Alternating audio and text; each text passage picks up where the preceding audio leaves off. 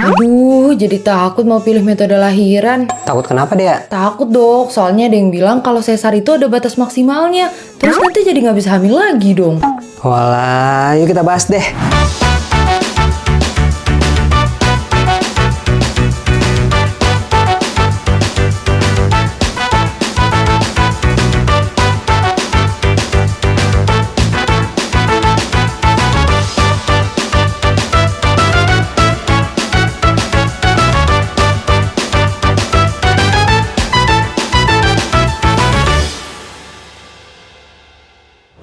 Hai Smart Moms Indonesia, welcome back to Dr. Niko Channel.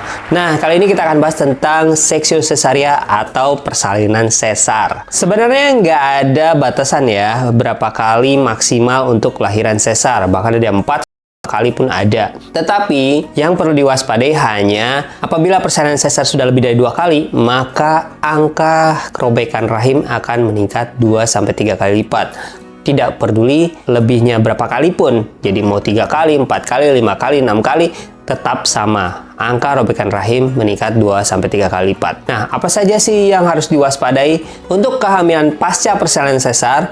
Maka Smart Moms harus dilakukan pemantauan. Pemantauan yang dilakukan selain dari kondisi bayi adalah kondisi dari rahim tersebut, di mana bekas sesar masih tebal atau sudah tipis. Nah, dokter Smart Moms akan melakukan pemantauan di bekas sesar Smart Moms, di mana tebal dinding rahim yang dibutuhkan di bagian tempat sesar itu tidak kurang dari 3,5 mili. Nah, apabila kurang dari 3,5 mm, harus berhati-hati karena robekan rahim bisa saja terjadi. Oleh karena itu, tidak disarankan untuk bersalin secara normal. Nah, persalinan secara normal juga tidak disarankan pada Smart Moms yang sudah mengalami 2 kali sesar. Persalinan normal post cesarean section atau pasca lahiran sesar itu hanya diperbolehkan pada pasien yang baru 1 kali melahirkan secara operasi sesar. Pada pasien-pasien yang sudah 2 kali atau lebih melakukan operasi sesar, termasuk kontraindikasi untuk bersalin secara normal karena resiko robekan rahim meningkat 2-3 kali lipat. Oleh karena itu,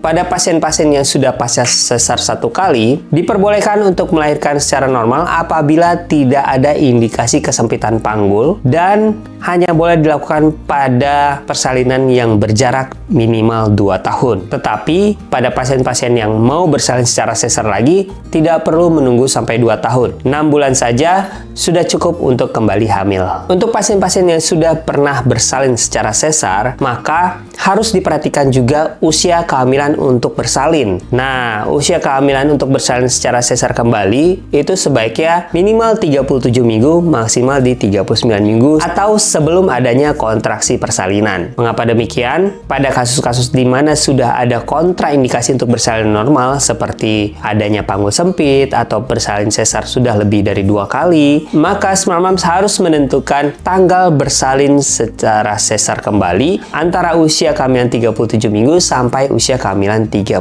minggu atau tadi ya, sebelum ada kontraksi persalinan agar persalinan sesarnya berjalan lebih aman dan belum ada penipisan dari segmen bawah rahim yang merupakan tempat irisan pada operasi sesar sebelumnya. Nah, pada pasien-pasien yang baru melakukan operasi sesar pertama lalu berniat untuk melahirkan secara normal tapi tidak ada kontraindikasi untuk melahirkan normal,